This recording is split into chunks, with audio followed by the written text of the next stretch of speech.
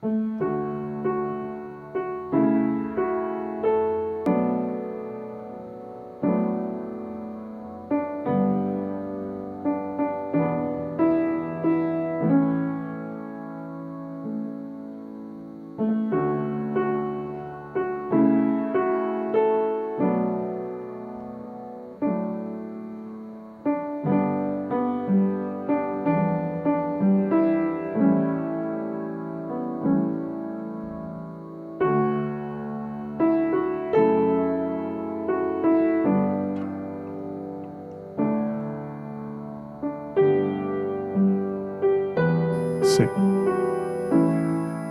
Amada Iglesia, que el Señor les bendiga. Muy buenos días a todos y todas.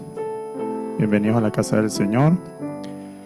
Bueno, nuestro hermano Elkin va a ir pasando la diapositiva. Y recuerden que la primera diapositiva siempre es los móviles, ¿no? Hacemos un énfasis en eso para dedicar todo este tiempo a nuestro Señor Jesucristo, para adorarle, glorificarle con todo lo que vamos a hacer hoy, de los cánticos, las oraciones y también de escuchar su palabra.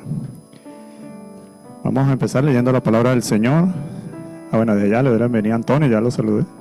Que el Señor le bendiga mucho. A Andrea, que todavía está por acá. Laura, Claudia, que están pronto a comenzar las clases. Y bueno, que el Señor sea bendiciendo a todos y todas. Les invito al primer libro de Crónicas, capítulo 16. Primero de Crónicas 16. Del versículo, vamos a leer dos porciones cortas, pero que nos hablan de cómo debemos dirigirnos a nuestro Dios. Primera de Crónicas 16, versículo 8 hasta el 12. Primera de Crónicas 16, del versículo 8 hasta el 12 y del 23 al 34. Voy a leer un poco rápido, hermano, para aprovechar bien el tiempo. Es cierto que la Reina Valera dice que es un salmo de acción de gracias de David, ¿no? Y lo podemos ver en los salmos, en varios salmos, como el Salmo 105, el 96 y el 106. Pero en la preparación para la dirección del culto me gustó mucho cómo la traducción plasma las palabras que podemos ver en los salmos. Dice la palabra del Señor: alabad a Jehová, invocad su nombre, dad a conocer en los pueblos sus obras, cantad a él, cantadle salmos, hablad de todas sus maravillas. Gloriaos en su santo nombre, alégrese el corazón de los que buscan a Jehová. Buscad a Jehová y su poder, buscad su rostro continuamente. Haced memoria de las maravillas que ha hecho. Versículo 23.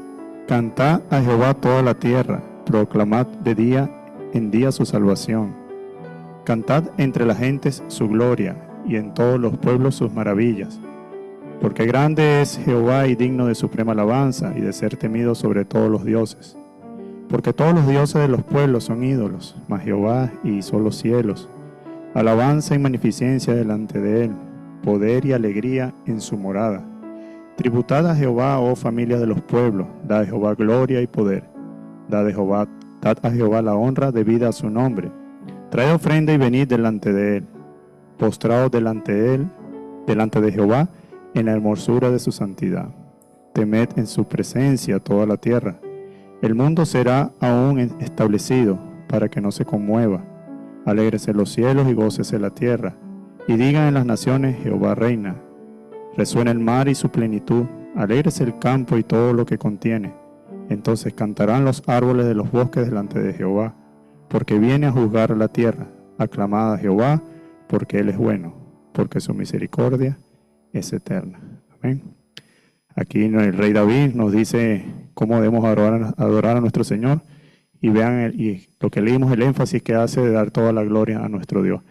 Y ese será el primer cántico del día de hoy. Amén. Que el Señor les bendiga. Vamos a orar. Amado Dios Todopoderoso, Señor nuestro, muchas gracias te damos por un domingo más en que podemos servirte, Señor, y congregarnos, Señor, en tu santo nombre.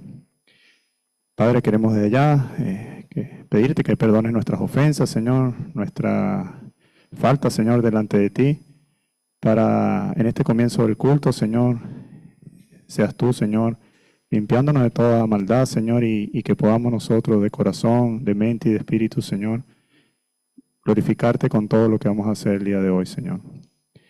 Queremos darte toda la honra y toda la gloria, Señor. También queremos recordar, Señor, el sacrificio que hiciste por nosotros sin merecerlo, Señor, en la cruz del Calvario, Señor. Queremos cantarlo a ti también, Señor, y recordar ese momento también por los símbolos de la cena, Señor, porque tu sangre, Señor, y tu cuerpo fueron entregados para perdón de pecados, Señor. Te hiciste pecado, aún no siendo pecador, Señor, solo por amor a nosotros, Señor. Es por ello, Señor, que damos gracias, porque sin ese sacrificio, Señor, no hubiésemos podido tener salvación, Señor, y vida eterna. Padre, muchas gracias por mis hermanos y hermanas y familias aquí representadas, Señor. Como cada domingo, Señor, escuchan el llamado en sus corazones de poder congregarse, Señor, y todos juntos como pueblo tuyo, alabarte y honrarte, Señor. Te pido por los que están enfermos, Señor, te pido por los que están trabajando también, Señor, para que seas tú con ellos, Señor, y que todos en un mismo sentir, un mismo espíritu podamos honrarte, Señor. Te pido por los que están apartados, Señor, también para que tú los traigas, Señor. Solo tú sabes cuáles son de tu redil, Señor, para que puedas tú traerlo nuevamente. Y así, Señor, crecer en calidad, Señor. Gracias, Padre, por todos los que nos has dado, Señor. Bendice este culto, Señor, y queremos honrar tu santo nombre. En el nombre de Jesús. Amén. Bueno, mi hermano, vamos a terminar de pie, vamos a dar comienzo a nuestra oración.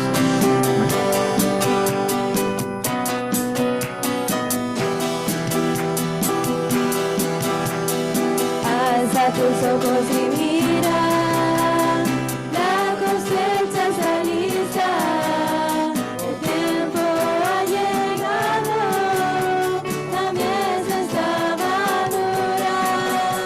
Esfuérzate y sé valiente, levántate y predica a todas las naciones que Cristo es la vida y será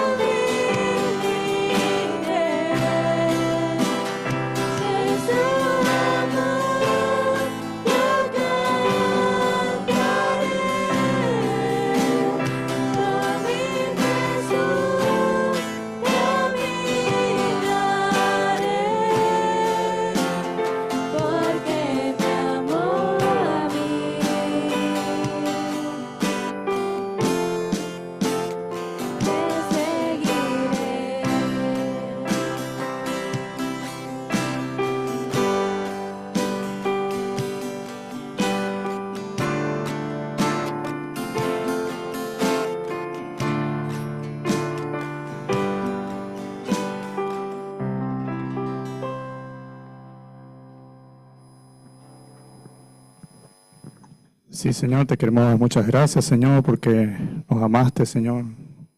Nos amaste a pesar de nosotros ser pecadores, Señor.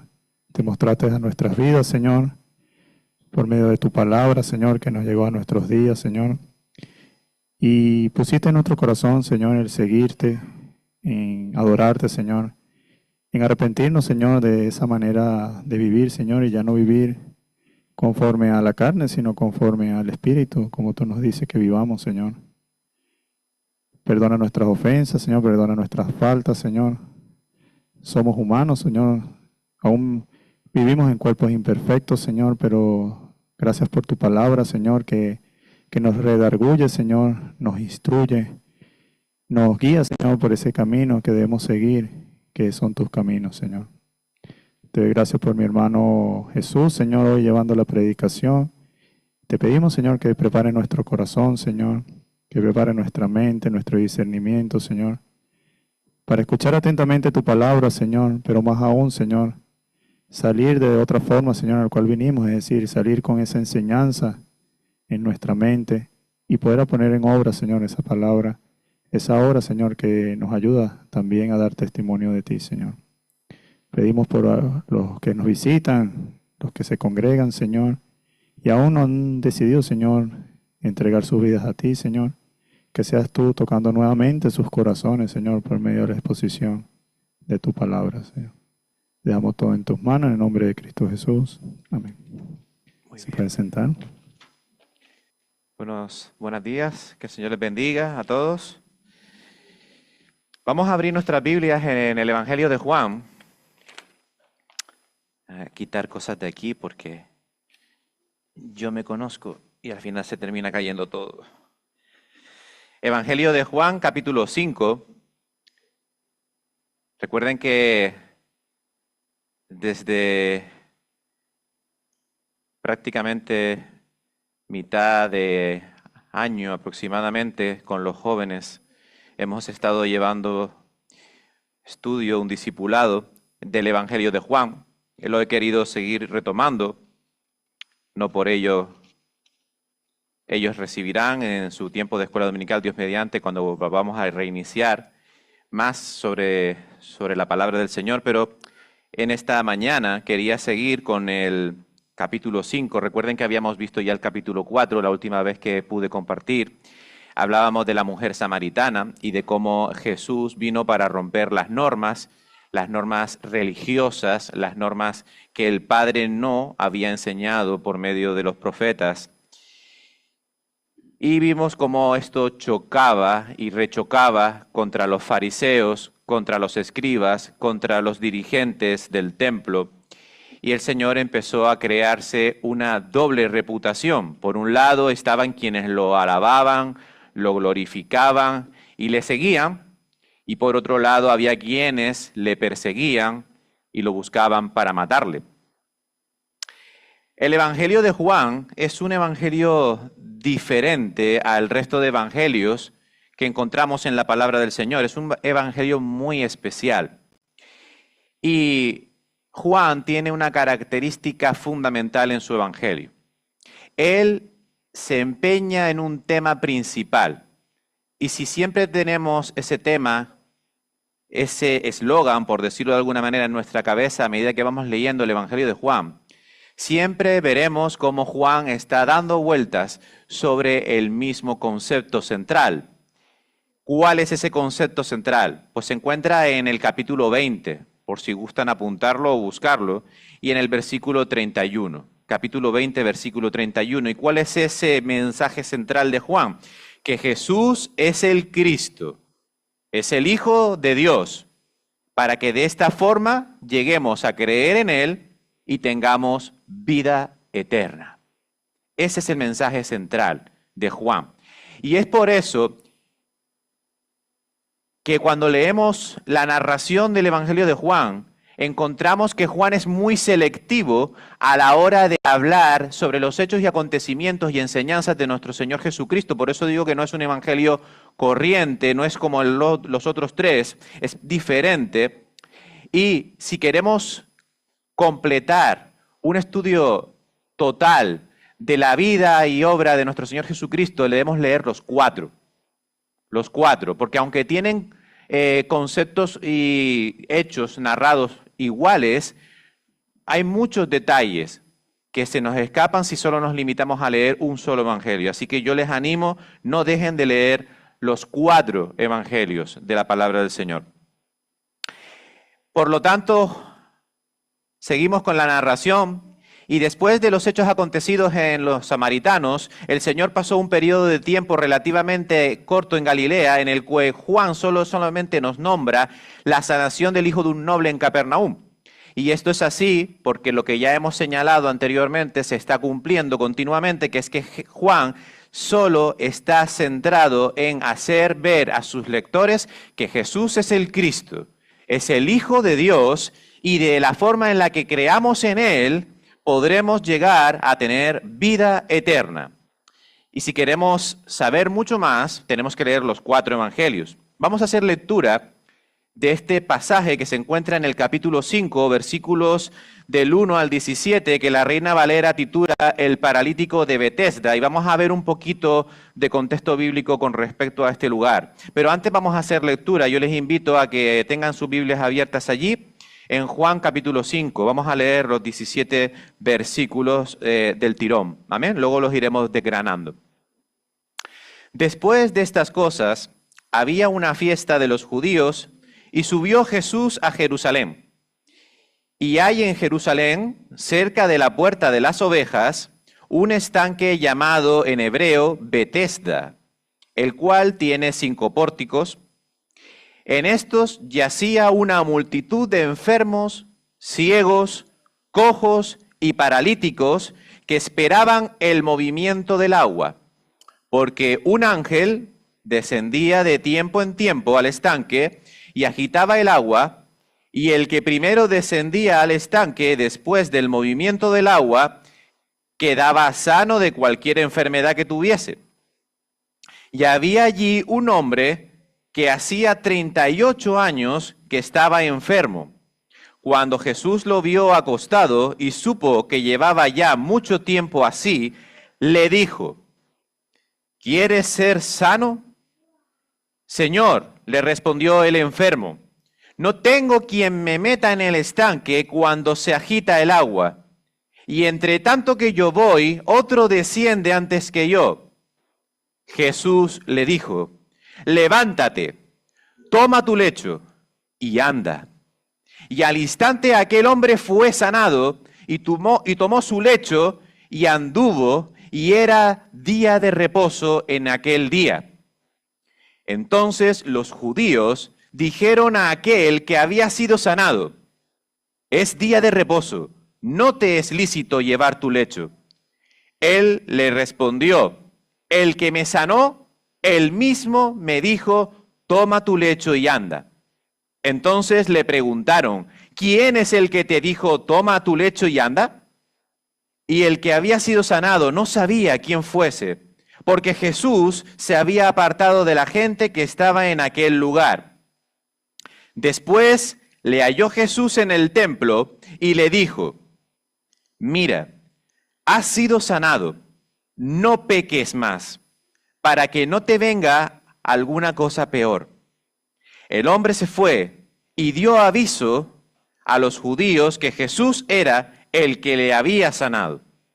Y por esta causa los judíos perseguían a Jesús y procuraban matarle, porque hacía estas cosas en el día de reposo.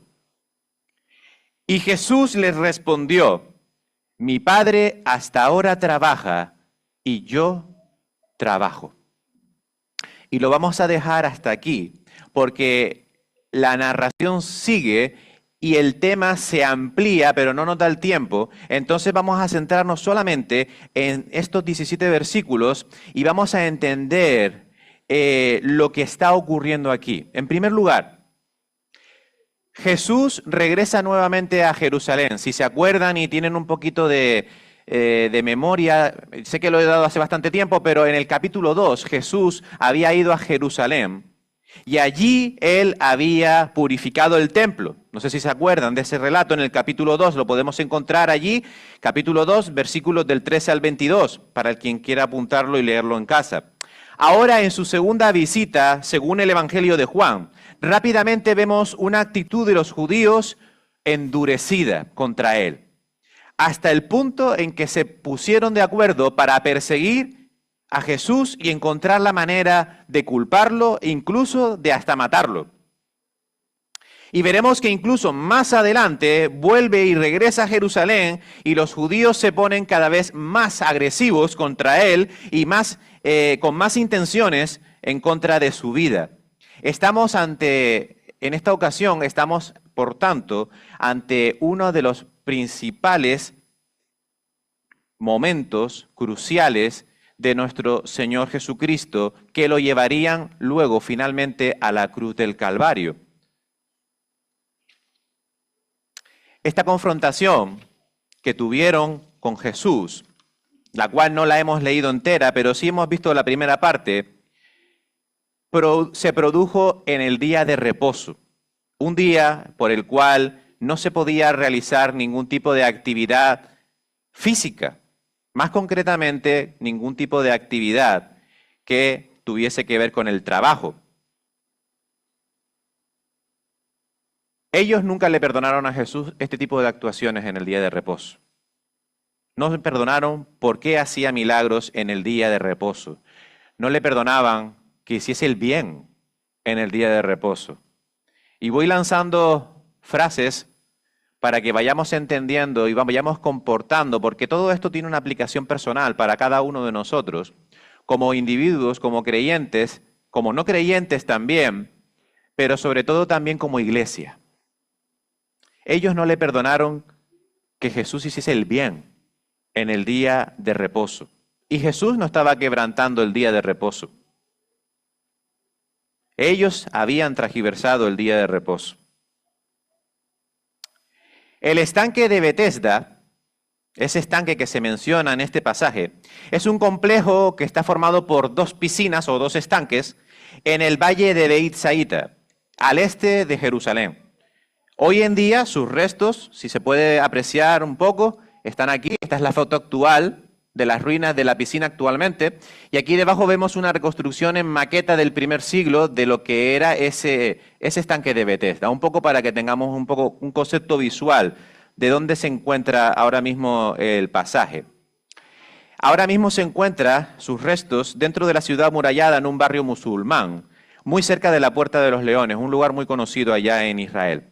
La primera piscina, o el estanque superior, como también se le conoce, tiene mención en el libro de Segunda de Reyes, capítulo 17, versículo 18, por si lo queréis apuntar y verlo. Segunda de Reyes 17, 18. Otra mención de este estanque superior la podemos encontrar también en Isaías, capítulo 7, versículo 3. Pero es solamente a partir del siglo III a.C. que al parecer, según los datos, por iniciativa del sumo sacerdote Simón el Grande, se construyó otro estanque al lado de este primero. Los estanques estaban rodeados por 4 pórticos y un quinto que conectaba ambos estanques. Una descripción de estos estanques se encuentra aquí precisamente en el Nuevo Testamento, en el Evangelio de Juan, y le llama cerca de las puertas llamada Las Ovejas. Es el sitio en el que se llama el estanque de Betesda. Y allí es donde se encuentra el contexto histórico de nuestro Señor Jesucristo. Bien, ¿qué era este lugar? ¿O en qué se había convertido, mejor dicho, este lugar? Se había convertido en el lugar donde los minusválidos, los ciegos, los cojos, los paralíticos, los apartados de la sociedad, los apartados incluso de la religiosidad de los fariseos, acababan allí. Allí es donde se encuentra este señor al que Jesús le devuelve la capacidad de andar. Un hombre que hacía 38 años que estaba enfermo y paralítico. El pasaje de la curación del paralítico de Betesda es uno de los muchos milagros que se ven en los evangelios que tienen un trasfondo más espiritual que físico. Realmente todos los milagros del Señor Jesucristo tienen un trasfondo espiritual más que físico. Y no quiero que nos centremos solamente en la sanidad física del Señor en cuestión de 38 años, que también. Pero quiero que nos centremos en los detalles espirituales velados que encontramos en este pasaje. Como les decía, Juan es muy inteligente, pues él solo se centra en lo que verdaderamente quiere centrarse. Recuerda, Jesús es el Cristo, es el Hijo de Dios, y el que cree en él tiene vida eterna.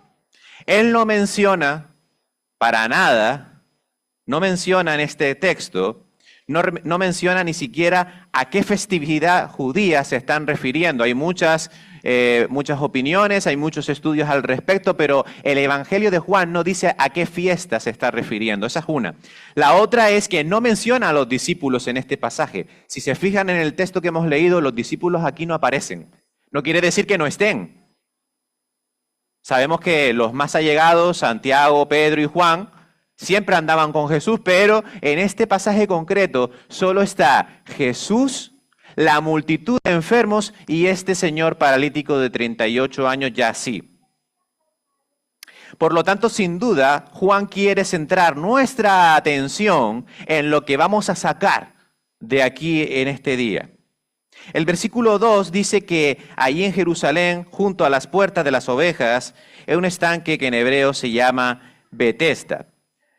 ¿Por qué fue a Betesda? ¿Por qué fue a ese estanque? ¿Por qué no fue al templo?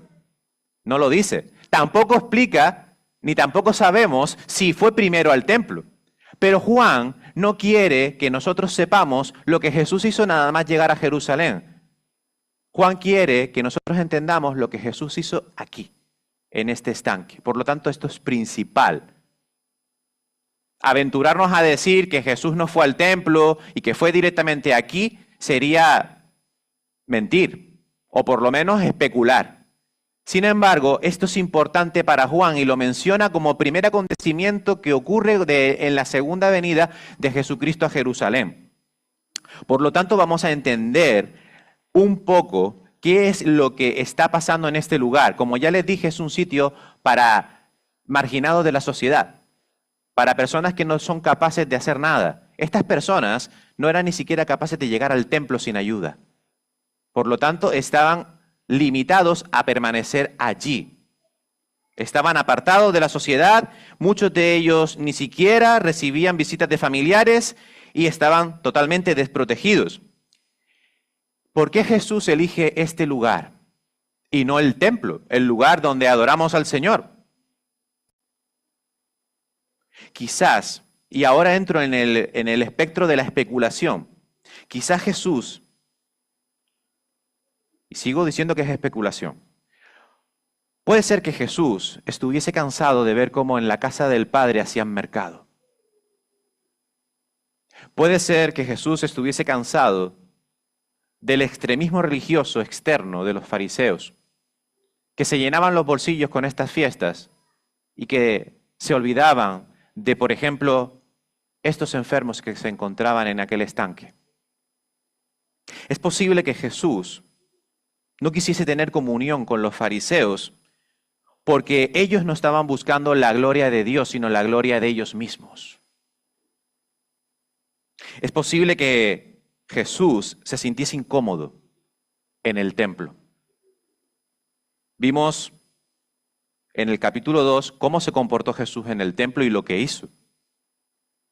Esto podría ser una posibilidad. Se habían pervertido y jugaban con las cosas de Dios. No hay mucha diferencia. Y vuelvo y repito, esto es aplicable al individuo, al no creyente, al creyente y a la iglesia. Se habían pervertido y jugaban con las cosas de Dios, mientras que a su alrededor habían personas que sufrían, perecían, extendían sus manos secas y paralizadas, sus gemidos y lamentos, sin ser escuchados y mucho menos atendidos. No hay muchas diferencias hoy en día. Pero aunque los líderes religiosos ignorasen sus necesidades, el Señor siempre está donde tiene que estar. Por lo tanto, ¿por qué Jesús está en este estanque? Porque le era necesario estar. Porque Jesús vino a sanar a los enfermos. Porque Jesús vino al que estaba afligido. Porque Jesús vino a los perdidos. Porque Jesús vino a otra cosa. Y muchas veces en las iglesias nos concentramos más en otras cosas. Y tenemos los ojos fijos en otras cosas. En vez de estar con nuestros ojos fijos, como Jesús tenía sus ojos fijos en estas personas que se encontraban allí.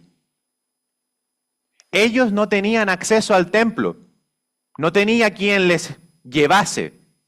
Muchos de ellos no podían ni siquiera sino arrastrándose.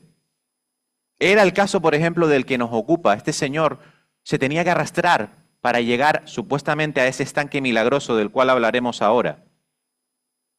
No había otra manera de llegar y por eso Jesús los va a buscar, como nos viene a buscar a ti y a mí.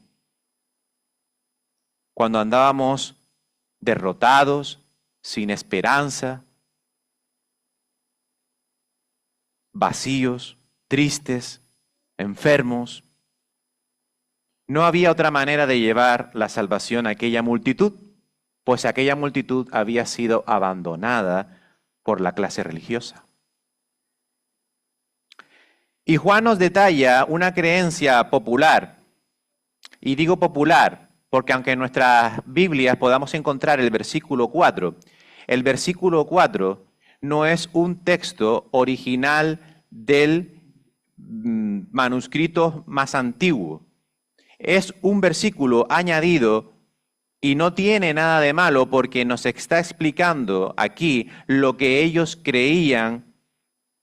Y si te vas, por ejemplo, a la Nueva Traducción Viviente, encontrarás que ese versículo no está. O si vas a la Nueva Versión Internacional, te encontrarás que ese versículo no está. Sin embargo, en la Biblia de las Américas o en la Reina Valera sí te lo vas a encontrar. No es un fallo, y no es que la Biblia sea infalible, no es que la Biblia no sea inspirada o la palabra de Dios. Es simplemente, es el transcurso del tiempo y el transcurso de las nuevas versiones, nos vamos dando cuenta de que hay algunas cositas que se tienen que pulir, pero eso no quita la esencia divina ni el poder completo que tiene la palabra del Señor. Sin embargo, este versículo, el cual estamos mencionando, lo comento porque hay mucha creencia popular. Hay muchas creencias populares, por ejemplo, por poner uno muy común aquí en Canarias, saltar la hoguera en el día de San Juan. Bañarse el primer día del año 4 veces para quitar los malos espíritus. El rollo del positivismo y los chakras. El tirar sal por el lado derecho. El presinarse antes de entrar a la casa. El montón de supersticiones que supuestamente son cristianas y que supuestamente nos protegen y nos sanan, pero son mentiras. Y esta era una más. Ese estanque no era milagroso. Y esa creencia de que un ángel bajaba no era real. Pero ellos creían en eso. ¿Y por qué? ¿Y por qué Dios ha permitido que este versículo esté aquí? Muy fácil. Muy fácil. Hebreos 12. ¿Quién me lo puede buscar y leer? Hebreos capítulo 12, versículos 1 y 2.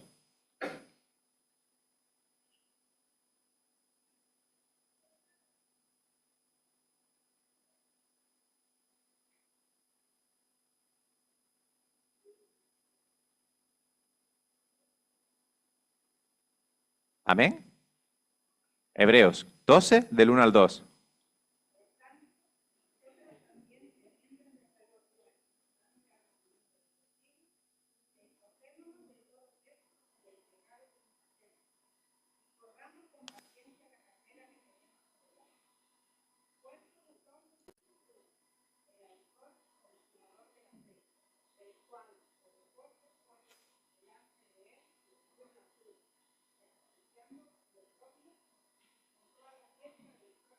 Amén.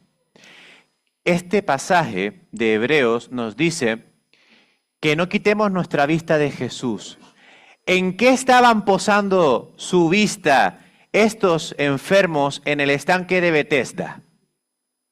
En el agua. El agua, el ídolo, la estampita, la sal por encima del hombro, el ídolo. No tenían la mirada puesta en Jesús. Y es muy curioso, porque habla de una carrera, ¿verdad? Corramos con paciencia la carrera. Qué difícil es correr con paciencia. Qué difícil es tener paciencia. Y es normal que si llevas 38 años paralítico, la carrera se te haga larga. Y es normal que si llevas 38 años padeciendo, sufriendo,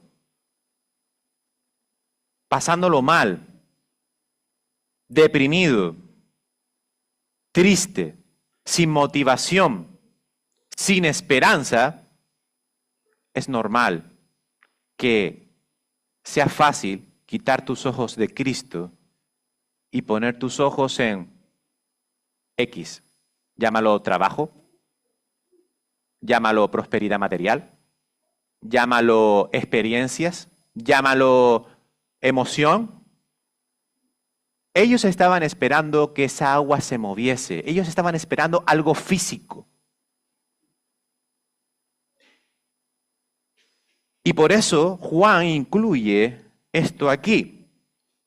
Él incluye esta explicación para dar sentido, y nos viene muy bien leerla, para dar sentido al pasaje, porque esto era la esperanza que les quedaban a estas personas. No tenían esperanza en Dios. Tenían esperanza en un rito, en una cosa que alguien decía que se hacía y alguien quedaba sano. Tenían eso. No tenían otra cosa. No tenían ningún lugar a donde ir, ni con quién ir.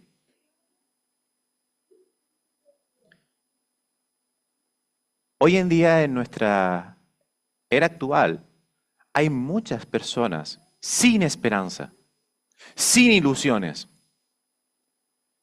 sin felicidad, porque están poniendo su vista, sus ojos, en otra cosa que no es Cristo. Y esa es la razón por la que este Señor está así también. En cualquier caso, lo que nuestro Señor Jesucristo vino a hacer aquí fue a romper esa triste exhibición de miseria humana, tanto del cuerpo como del espíritu.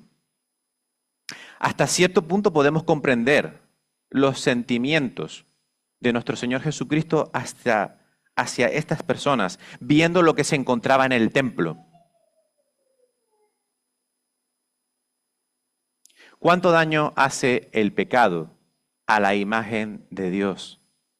¿Cuánto daño hace el pecado a la imagen de Dios?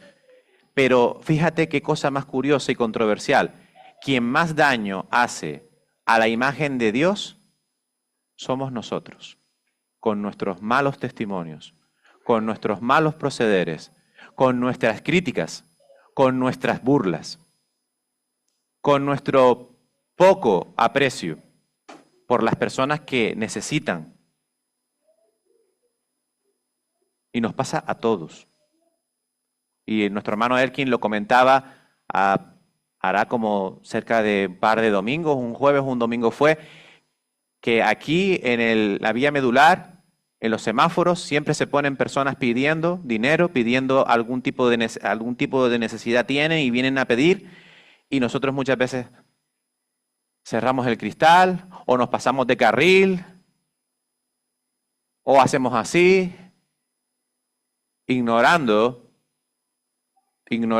una necesidad más fuerte que dinero, más fuerte que un paralítico que no puede andar, una necesidad espiritual, una persona sin esperanza, que lo único que le queda es mendigar, pues porque no le habrán dado ningún tipo de oportunidad, o porque su vida ha sido difícil, A lo mejor se ha criado en una familia donde la droga estaba muy alrededor.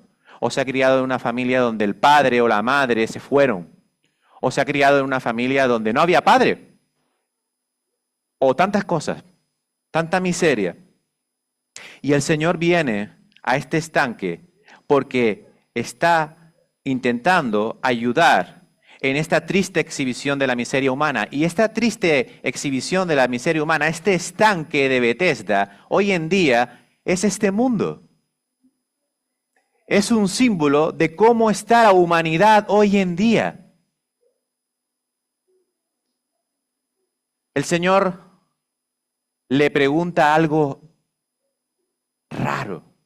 ¿Quieres ser sano?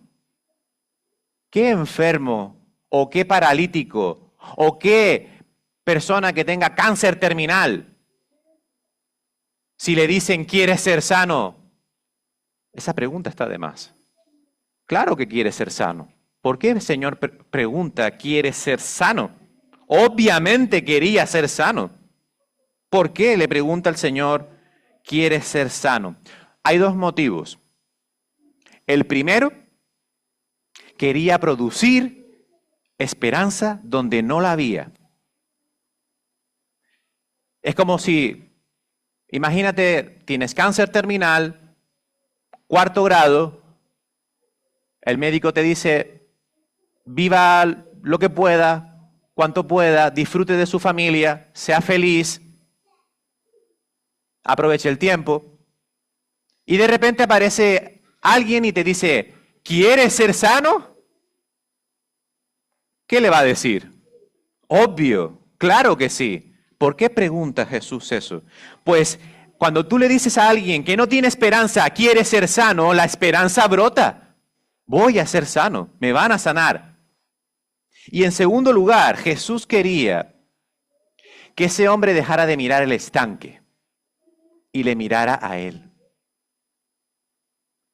Yo me imagino la situación, un estanque, mucha gente alrededor, todos pendientes del agua.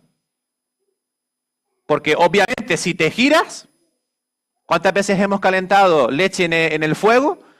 Y tú ahí como un bobo mirando la leche y la leche que no calienta y de repente te giras, es así, la leche ya se salió por fuera. Si te despistas, pues ellos igual, ellos allí esperando el agua. Porque era una contrarreloj, solo uno iba a ser sano, supuestamente. Entonces todos allí. Y lo que Jesús quería es que ese hombre dejara de mirar el estanque. ¿Cómo iba a conseguir que ese hombre dejara de mirar el estanque si no fuese con algo más interesante? ¿Quieres ser sano? Entonces el hombre deja de mirar el estanque y fija sus ojos en Cristo.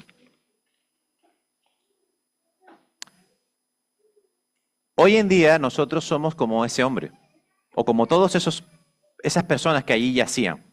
Estamos esperando el movimiento del estanque. Estamos esperando que algo suceda.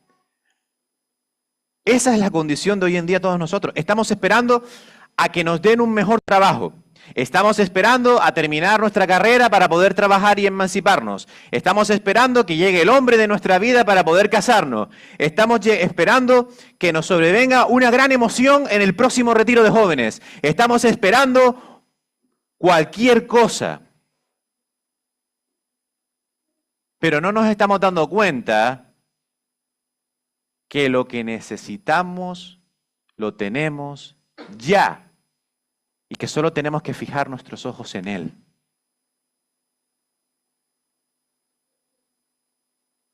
Otro grupo de personas pueden tener sus ojos puestos en sus negocios y por eso no vienen al culto, porque si dejan de venir al culto, descuidan sus negocios, pierden dinero, pierden poder adquisitivo. Luego hay aquellos que han escuchado de experiencias de un hombre, de un pastor, de un hermano, y van allí a donde ese hermano se congrega. Ay, es que en la iglesia que está allí en no sé qué, hay un hermano que toca la guitarra, canta canciones, graba canciones, es un hermano que está tocado por el Señor, y yo voy a ir a esa iglesia. O el hermano viene de visita, va a predicar el día domingo y de repente en la iglesia ya no cabe nadie. Pero luego un domingo después, 4 personas. ¿Estamos esperando que venga alguien interesante a la iglesia para venir? ¿Estamos esperando que venga un retiro nuevo para poder ir y tomar y coger emociones nuevas para poder llenar esa esperanza que está vacía? Desafortunadamente, todo el que piensa así o el que necesita esto no tiene los ojos puestos en Cristo. No. Porque si tú tienes los ojos puestos en Cristo, todo eso está muy bien, pero no te hace más nada falta. Por eso Jesús le dice, ¿quieres ser sano? En otras palabras, deja de mirar eso, mírame a mí. De hecho, cuando lo sana, ni siquiera hace referencia al estanque ni al agua. Y eso nos ocurre a nosotros también. El Señor en su palabra nos dice, ¿quieres ser sano? Y ya nosotros estamos pensando que el Señor va a cumplir con nuestra voluntad, nos va a dar un empleo, nos va a dar un no sé qué, nos va a dejar comprar una casa, nos va a salvar del cáncer, nos va a salvar de no sé qué, y todas nuestras expectativas. El Señor me va a dar esto, lo otro, aquel ministerio, esto, lo otro, lo demás. Sin embargo, el Señor hace algo, no nuestra expectativa, la mejora, la supera. Yo me imagino que cuando este hombre recibió esa frase, ¿quieres ser sano? Este hombre lo primero que se imaginó es, este Señor me va a coger, me va a llevar al estanque cuando lleve el momento y voy a ser sano. Yo me imagino que él pensaba eso. Sin embargo, Jesús no hizo mención para nada a ese ídolo. Con su propia palabra le dijo, levántate, toma tu lecho y anda.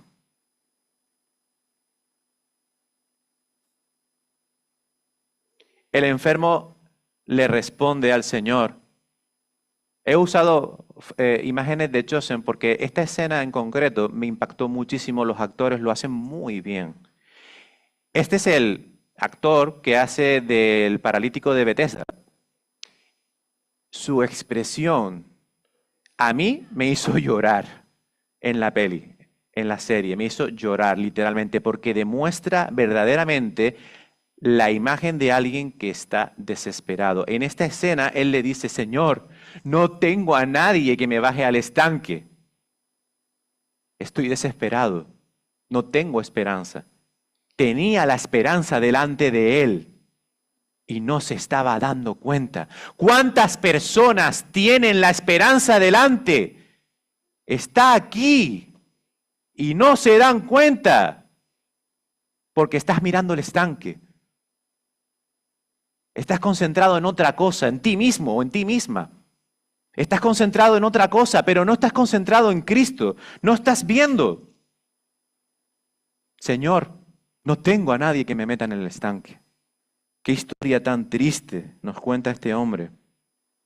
Desesperado, impotente, sin casa, sin hogar, solitario. Lo perdió todo. La esperanza de ser sanado. 38 años enfermos.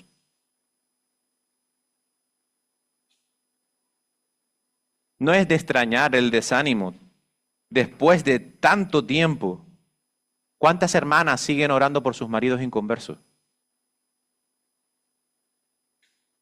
¿Cuántos años? Por poner un ejemplo. O por ese hijo que se ha ido de la casa y no quiere seguir al Señor. Es entendible la desesperanza. Pero el Señor te dice, fija tus ojos en Cristo. Sigue confiando, sigue luchando, sigue fijándote en Él. Porque el poder de su palabra es la fuente de todo. Por otro lado, Él aprovecha y da rienda suelta a su amargura y culpa a otros por su falta de interés hacia Él para ayudarlo a llegar al estanque. ¿Suena? A mí me suena. Mucho.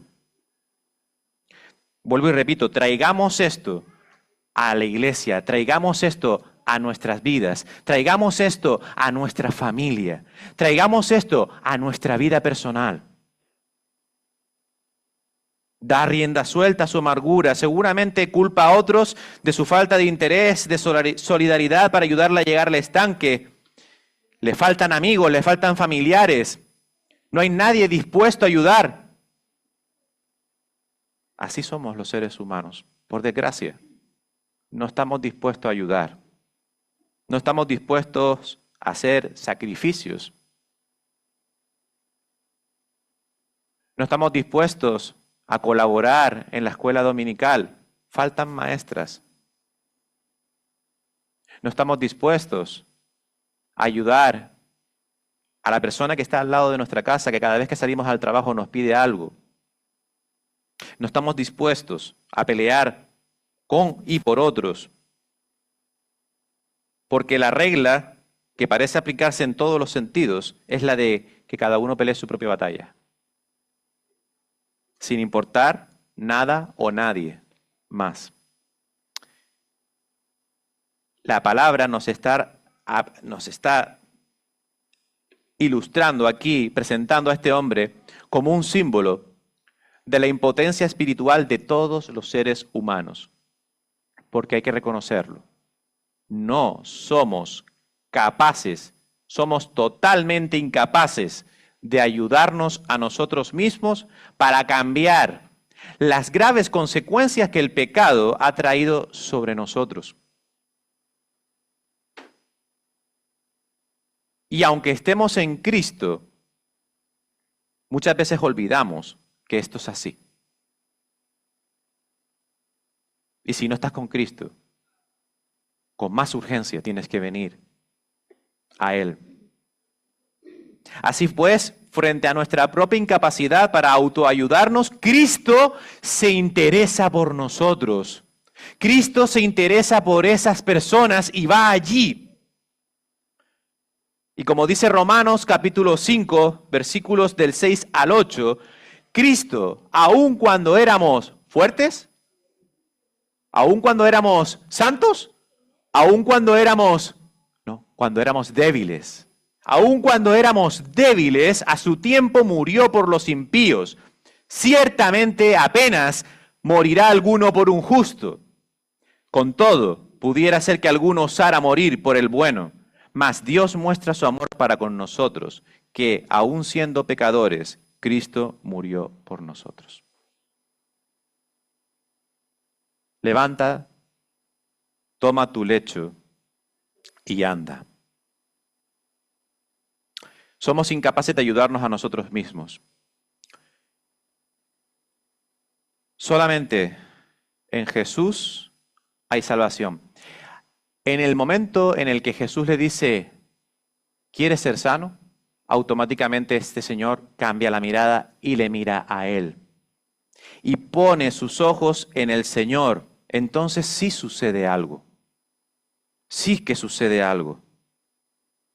Y como les decía, probablemente este señor pensaba que Jesús lo iba a cargar y lo iba a llevar hasta el agua de ese estanque. Pero sus expectativas no eran correctas, fueron superadas. El Señor simplemente le dijo, levántate, porque solo en Cristo hay salvación. Solo en Cristo. Aún así, el paralítico y todos nosotros necesitamos hacer algo en esta historia. Fe. Él podía haber pensado, ¿levantarme? ¿38 años? ¿Así? ¿Y tú me estás diciendo que me levante? Hace falta fe. Hace falta fe para venir a Cristo en arrepentimiento. Básicamente, fe. Confiar en Jesús. Él solo le dijo una frase, levántate, toma tu lecho y anda. Le hizo caso. Pero ¿y nosotros? ¿Le hacemos caso? ¿O vivimos nuestras vidas cristianas a nuestro parecer y conforme a nuestra semejanza? Porque la palabra de Dios es clara. Jesús es el mismo ayer, hoy y por siempre. No hay variación, no hay otro camino, No hay atajos. No hay remodelaciones. El camino del creyente siempre ha sido el mismo y siempre será el mismo. La misma palabra dice la senda antigua.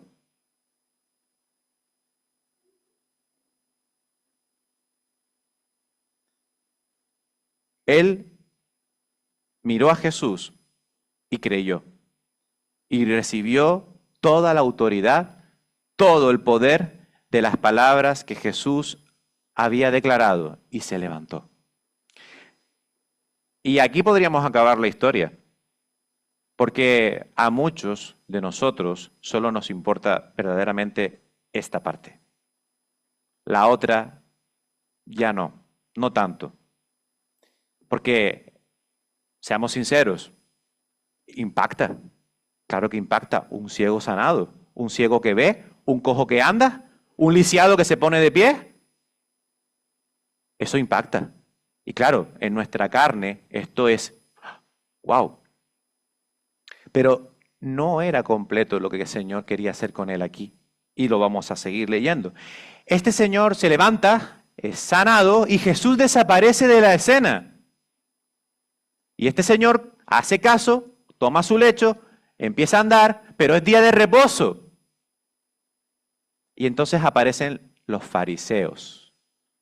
No te es lícito llevar tu lecho en el día de reposo. El hombre le dijo, yo solo sé que no me podía parar y ahora estoy caminando. Y el que me hizo caminar me ha dicho, coge tu cama y sal. Y yo he cogido mi cama y he salido. Fin del asunto.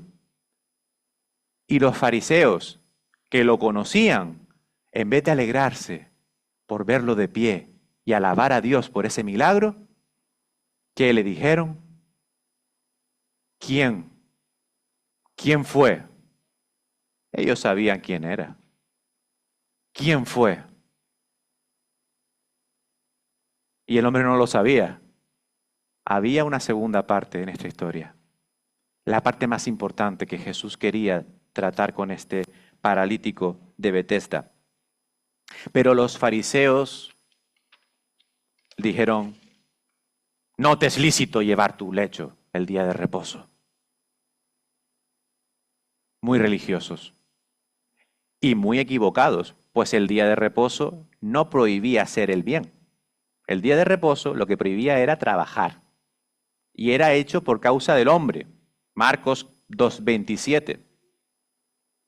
El día de reposo había sido por causa del hombre, no por causa de Dios. Dios no detuvo el día 7 y dijo, paro el universo, voy a descansar. El Señor no se cansa, el Señor sigue obrando.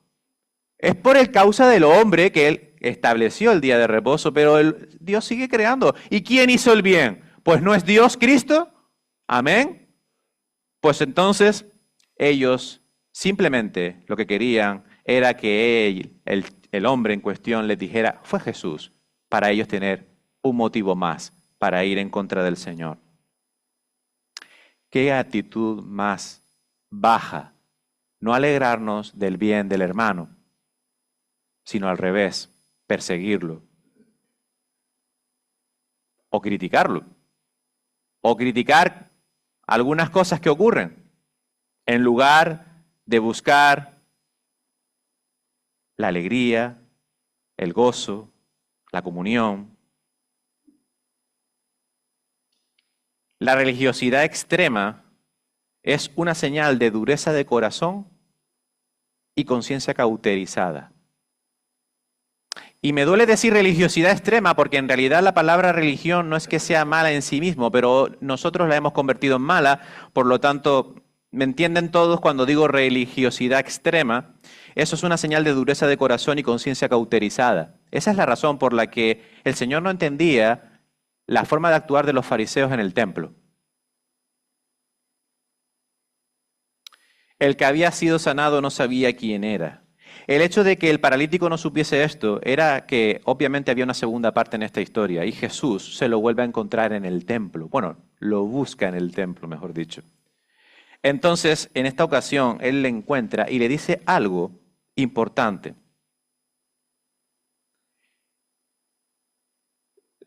le dijo, y esto es de controversia, y esto también lo vamos a explicar, porque hay mucho debate en las iglesias sobre este tema. El paralítico había sido completamente restablecido físicamente, pero muy distinto era su estado espiritual. Y como vamos a ver, esto segundo es lo que verdaderamente le importaba a Cristo. Él le dijo, has sido sanado, no peques más, para que no te venga alguna cosa peor. Este es el versículo, el complicado, el que ha llevado a muchas controversias. Estas palabras del Señor nos sorprenden, porque ¿qué podía haber peor que estar lisiado durante 38 años? Obviamente el Señor se estaba refiriendo a algo mucho más que simplemente lo físico. El Señor se refería indudablemente al castigo eterno. Y le estaba diciendo, en otras palabras, no vuelvas a pecar, porque si no obedeces, lo que te espera es una eternidad sin Dios. Dicho de otra manera, cree en Cristo y serás salvo. Es indudable que lo que el Señor quiere intentar enseñarnos aquí es que el pecado tiene consecuencias más graves que cualquier otro problema que podamos tener en esta vida. Y ese es el centro del mensaje. Nos preocupamos por nuestra vida, nos preocupamos por el futuro de nuestros hijos, nos preocupamos por nuestro propio futuro, nos preocupamos por el futuro de nuestros padres, nos preocupamos por el futuro de la iglesia, nos preocupamos por todo lo que no está en nuestras manos, sino en las manos de Dios. Y no nos preocupamos de lo que verdaderamente es importante, que es nuestra eternidad, con Cristo o sin Cristo. Entonces, cuando Él le dice estas palabras, está haciendo implícita un elemento de juicio. Le está diciendo, ojo, ojo, has sido sanado, pero ojo, te puede venir algo peor. Es decir, si no crees en Cristo y sales de este lugar y te atropella un coche y mueres, se acabó. Pues Hebreos 9:27 nos dice que está establecido para los hombres que mueran una sola vez y después de esto viene el juicio. No va a haber tiempo para un arrepentimiento, no se puede posponer un encuentro con Cristo. O lo acepto o no lo acepto. Y aquellos que mueren sin que sus pecados hayan sido perdonados, aquel que muere sin haber entregado su vida a Cristo se enfrentará a la condenación de Dios y a una angustia eterna que ni de ninguna manera se puede comparar con un paralítico de 38 años.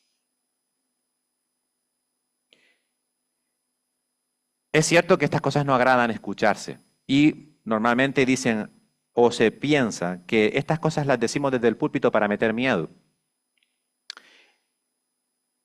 o terror. Y para que las personas busquen a Dios y de esta manera, por miedo, acepten a Cristo. Pero por supuesto que estas cosas hay que tenerlas en cuenta, más nunca alguien podrá ser salvo simplemente por miedo. Para ser salvo, solamente se es salvo por amor, por gracia, por ese amor inmerecido. Lo que realmente sucedió aquí fue que el Señor lo sanó físicamente en el estanque, pero ahora en el templo lo está sanando su alma, le está ofreciendo el mensaje de salvación. Este hombre realmente llegó a conocer a Jesús aquí, en este momento. Y por eso él ahora corre a los dirigentes judíos para decir quién lo había sanado. La cosa que también asombra, y es un detalle también a tener en cuenta, es que en el estanque había mucha gente enferma, pero él solo sanó a uno. ¿Por qué? ¿Es que el Señor solo quería sanar a una persona? ¿Es que el Señor no quería sanar al resto? Es una misma pregunta que nos podríamos hacer con los salvos hoy en día. ¿El Señor no quiere salvar a todo el mundo? Por supuesto que sí. ¿Pero todo el mundo está preparado para aceptar esa salvación y venir en arrepentimiento y fe? Claro que no. No todo el mundo está. Por desgracia. Porque el Señor no quiere que nadie perezca, sino que todos procedan al arrepentimiento. Pero somos libre albedrío. Y esa es decisión personal. Jesús sí está dispuesto a salvarnos a todos. pero no todos estamos dispuestos a mirar a Jesús. Porque mirar a Jesús no es simplemente emoción o un club social, como podría pensarse que es la iglesia. Mirar a Jesús es servirle, seguirle, aceptar su criterio, aceptar su dirección, caminar con Él.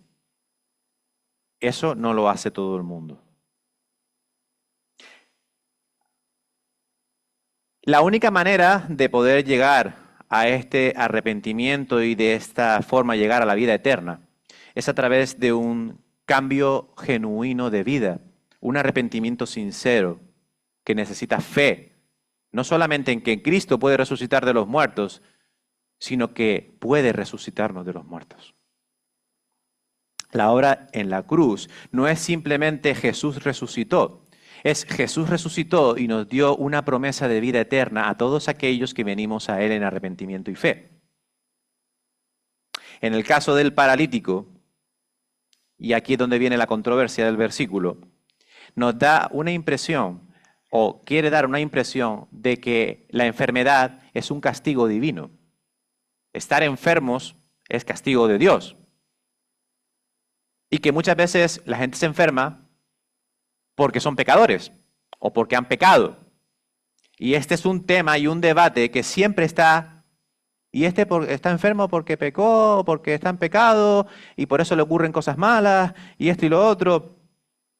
Y estas frecuentes preguntas me gustaría también un poquito comentarlas. Evidentemente, no todas las enfermedades son frutos de una vida vivida y exclusivamente por algún pecado cometido. Obviamente, si yo tengo una vida en la que he fumado o he bebido alcohol desde los 15 años, pues obviamente hay una consecuencia, enfermedad, que se llama cáncer de pulmón o cáncer de hígado, o muchas cosas que son provocadas por nuestro pecado. Obviamente, pecamos, maltratamos nuestro cuerpo y por lo tanto tiene consecuencias. Pero en ocasiones vemos que los que se enferman son criaturas inocentes, como puede ser, por ejemplo, el niño César, que tiene leucemia, o incluso cualquier hermano que se encuentre aquí enfermo. Y no nos toca a nosotros ser jueces de eso. Eso es muy recalcable. Aunque la Biblia nos enseña que tanto la enfermedad como la muerte son siempre resultados de formar parte de una raza caída, la enfermedad viene por el pecado, obviamente.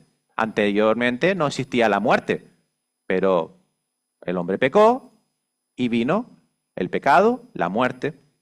Es consecuencia, por supuesto, la enfermedad. Pero no quiere decir que hemos contraído un cáncer porque estamos en pecado. Eso claro que no. De todas formas, es un asunto que no nos concierne, es un juicio que a nosotros no nos concierne. Lo que sí nos concierne es hablar de que para esto siempre hay una solución, o como dice nuestro pastor, siempre hay solución para todo, incluso para la muerte. Y el destino final de nuestras vidas puede cambiar. Nuestro destino final no es solamente morir. Morir vamos a morir todos, a no ser que venga el Señor primero. Pero cambiar nuestro destino final sí es posible, y el Señor lo está diciendo aquí. Y para finalizar y acabar, hay una cosa que llama mucho la atención, o por lo menos a mí me llamó la atención y lo plasmé aquí en el papel. ¿Por qué Jesús se interesó en un paralítico que a primeras no creyó en él, que luego fue corriendo a decirle a los judíos, a los fariseos, perdón, quién lo había sanado para que fuesen más en contra del Señor Jesucristo?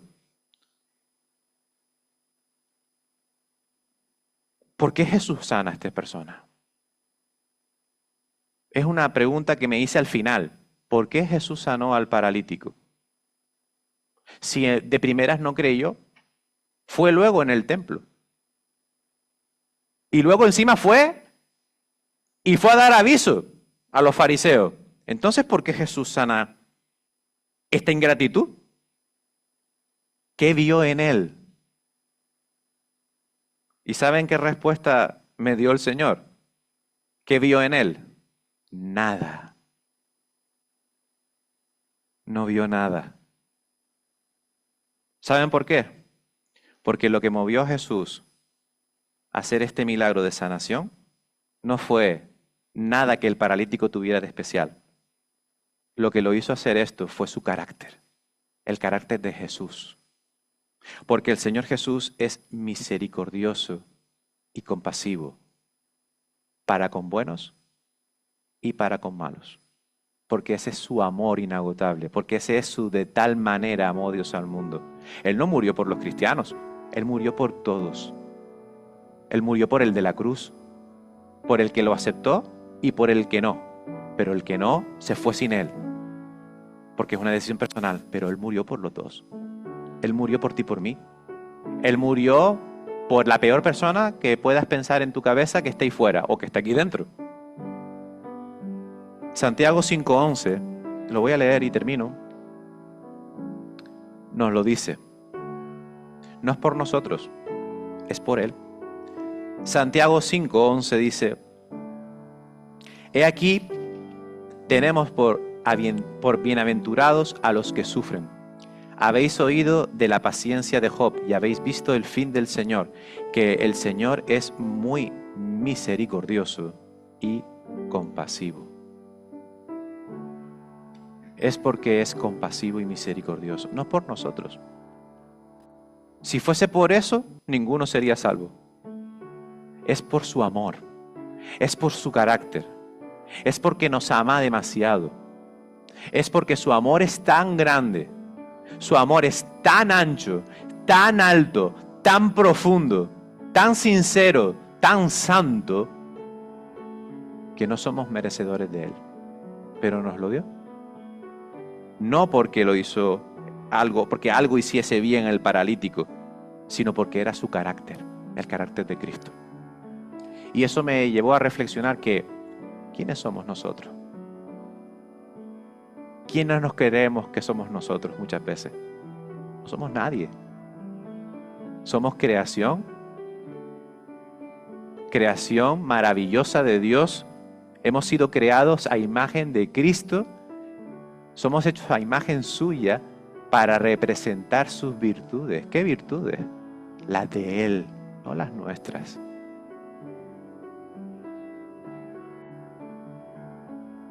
Este pasaje a mí me ha abierto mucho los ojos en el sentido de que somos incapaces de hacer nada y que solo Cristo puede salvarnos del pecado por medio de la fe y que esa fe debe producirse por el arrepentimiento genuino y un cambio real. Pero también me ha enseñado que muchas veces somos nosotros la piedra de tropiezo. Y yo creo que en eso deberíamos también reflexionar. Si no estás con Cristo, que sepas que estos 3 puntos son para ti. Y si estás con Cristo, que sepas que todos estos 3 puntos que están aquí no es por tu bien hacer, es por su amor. Y es por su carácter de misericordia perfecta. Amén. Oramos. Señor y Padre Celestial, te damos las gracias por tu palabra y te pedimos, Señor, que podamos comprenderla y atesorarla en nuestros corazones, ponerla en práctica en nuestras vidas, Señor, y como en este pasaje pudimos ver, Señor, agradecerte por lo misericordioso y bueno que eres, que te acercaste a este lugar para enseñarnos, Señor, que todo es por ti y nada es sin ti, Señor. Que no podemos hacer nosotros nada para poder salvarnos y que todo depende de ti, Señor, y de que nosotros demos ese paso de fe y de arrepentimiento en ti, Señor. Ayúdanos a ser humildes, Señor, de corazón, a vivir en esta vida siempre fijándonos en la necesidad del contrario, Señor. Ayúdanos a ver más allá de las puertas de esta iglesia, Señor, y que podamos ver la necesidad que hay en la calle también. No solo el físico, la necesidad física que también, sino también la necesidad espiritual. Devuélvenos, Señor, ese fuego en nuestro interior para poder nosotros predicar tu palabra en la calle. Gracias y ayúdanos porque no es fácil en estos tiempos tan difíciles que corren. Sé tu Señor siempre guiándonos y protegiéndonos en todo tiempo. En el nombre de Cristo Jesús. Amén. Que el Señor les bendiga.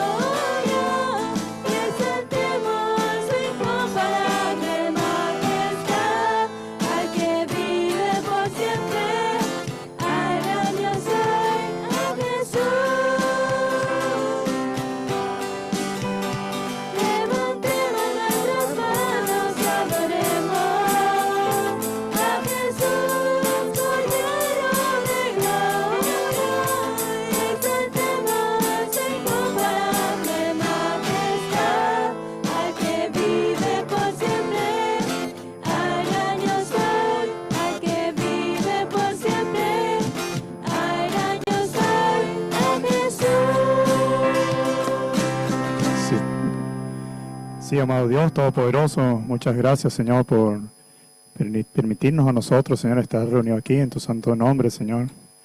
Gracias por tu amor, Señor. Gracias porque por medio de la enseñanza el día de hoy, por tu palabra, Señor, podemos comprender ese amor que tú has tenido por nosotros. No hay nada que podamos hacer, Señor, para nosotros ser salvos, solo el amor, Señor, que has puesto tú en nuestro corazón. Y esa idea, Señor, que proviene de ti, de que nosotros procedamos al arrepentimiento con fe, podemos hallar salvación por medio de nuestro Señor Jesucristo. Gracias por todos los hermanos aquí representados, Señor. Gracias por todas las familias. Pedimos por aquellos que aún no son de ti, Señor, para que tomen ya la decisión, Señor, de seguirte, Señor, y de proclamar, así como cantamos, Señor, que tú eres el único digno, Señor, de gloria y honra, Señor. Padre, acompáñanos a nuestros hogares, Señor, acompaña a nuestros trabajos, a los quehaceres, Señor, y que podamos nosotros, Señor, cada día vivir en santidad, Señor, y cada día prepararnos para encontrarnos nuevamente aquí en la iglesia, Señor, para un próximo culto de adoración, Señor. Protégenos siempre, Señor, guíanos, Señor, en el nombre de Cristo Jesús. Amén. Que el Señor les bendiga.